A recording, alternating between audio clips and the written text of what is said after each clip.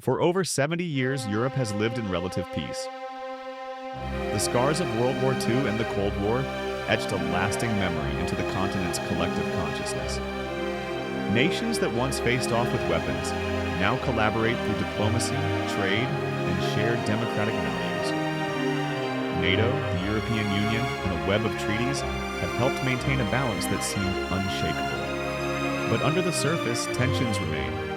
The rise of authoritarianism, regional disputes, and most notably, Russia's increasingly aggressive foreign policy have brought new fears to light. After Russia's invasion of Ukraine in 2022, many asked a terrifying question.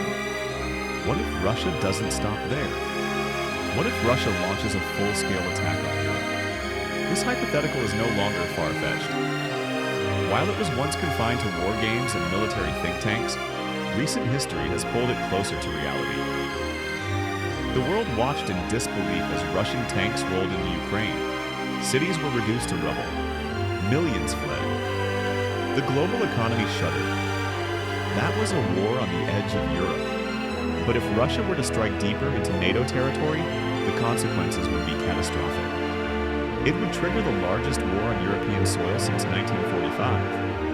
And unlike in Ukraine, this war would involve the entire NATO alliance, 30-plus countries, including the United States, all bound by Article 5 to defend one another. The initial spark could come from the Baltics. Estonia, Latvia, and Lithuania are small nations with long memories of Soviet occupation. They share borders with Russia and Belarus and have large Russian-speaking populations, which the Kremlin might exploit. If Russia were to claim discrimination or unrest in these areas and use that as a pretext for military intervention, as it did in Crimea, an invasion could happen with little warning. Cyber attacks, false flag operations, and sudden military incursions could destabilize the region in days. At the outset, Russia would likely use hybrid warfare. This would mean cyber attacks on infrastructure, disinformation campaigns, and covert paramilitary actions designed to sow confusion. Power grids might be shut down, banks could be crippled, communication networks might go dark. As Europe reels from this digital blitzkrieg, conventional forces could begin to move. Russian armored divisions might push into Latvia or Estonia. Missiles would target military airfields, ports, and command centers. Civilians would scramble to flee. Refugees would pour across borders into Poland and Germany. Within hours, Europe would find itself in the middle of a full-scale military conflict. NATO's response would be immediate but complex. While its military power far exceeds Russia's, the alliance would be challenged by geography, logistics, and political cohesion. Troops would be mobilized from across the continent. U.S. forces stationed in Germany, Poland, and Italy would be airlifted to the front lines. Fighter jets would take to the skies. Warships would converge in the Baltic and North Seas. Yet coordination among so many countries, each with its own political constraints and public opinion, would test NATO's ability to act as a unified force. In the early stages, Russia might score tactical victories. Its air defenses are among the best in the world, and its long-range missile systems could target European capitals, military bases, and transportation hubs. Supply lines from Western Europe to the Eastern Front could be disrupted. Civilian casualties would rise. Cities like Warsaw, Vilnius, and Prague could be hit. The psychological impact on Europe would be immense.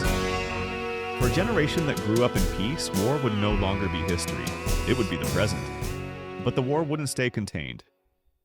Russia would likely extend its operations to the Black Sea, threatening Romania and Bulgaria. The Suwalki Gap, a narrow land corridor between Poland and Lithuania, would become a critical battleground. Losing it could cut off the Baltics from NATO reinforcements. Ukraine, still engaged in its own struggle, might become a second front or a staging ground.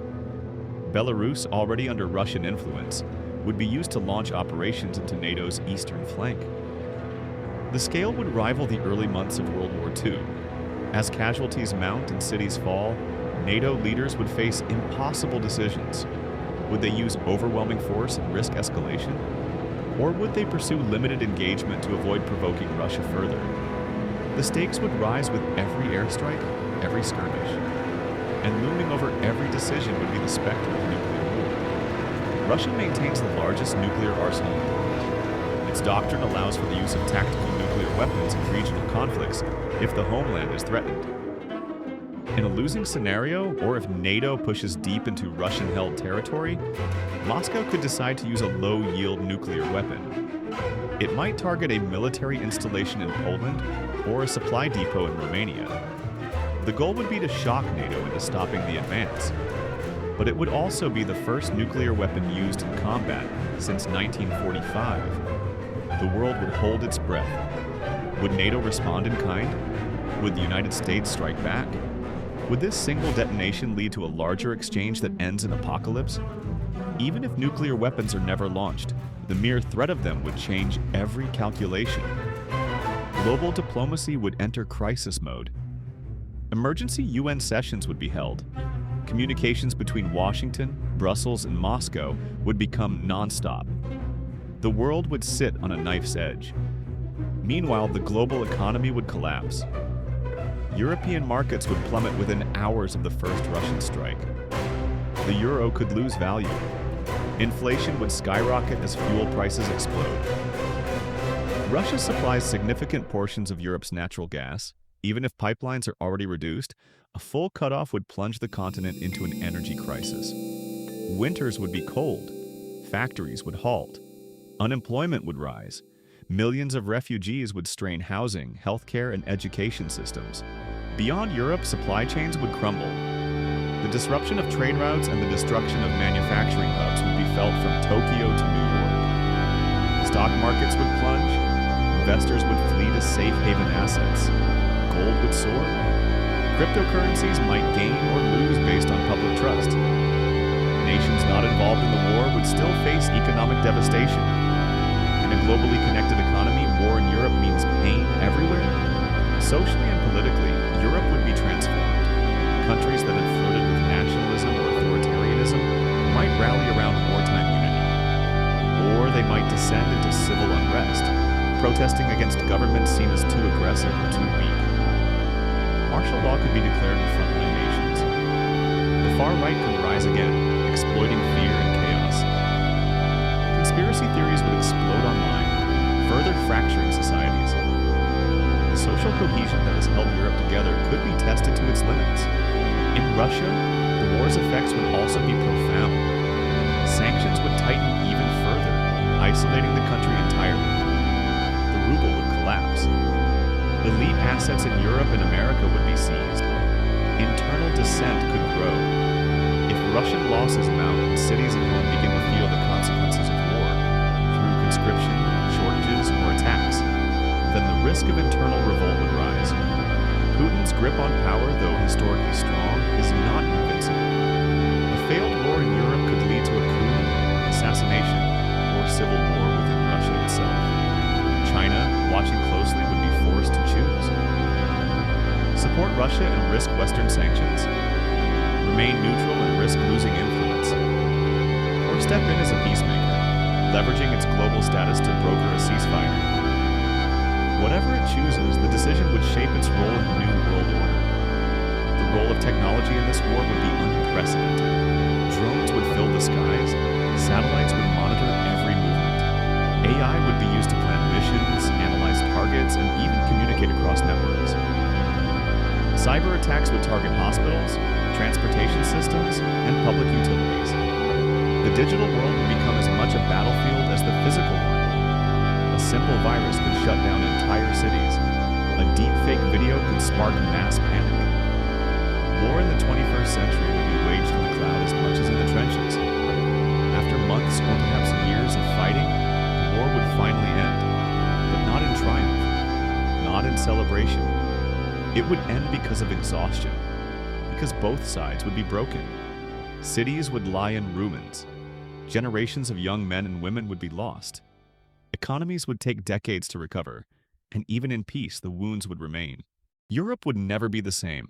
Neither would Russia, neither would the world. New alliances would form. Old institutions would collapse. The United Nations might lose all credibility. The European Union could emerge stronger, or it could dissolve under the weight of crisis.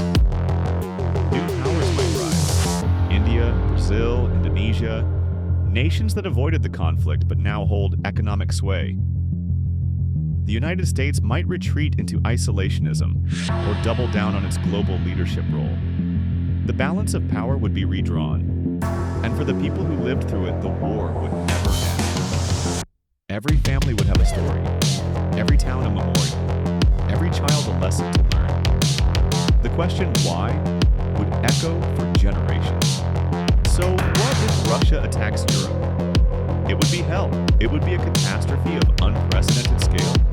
But it's also a scenario that must be studied, prepared for, and prevented. Because the cost of ignoring the threat is far greater than the cost of deterrence.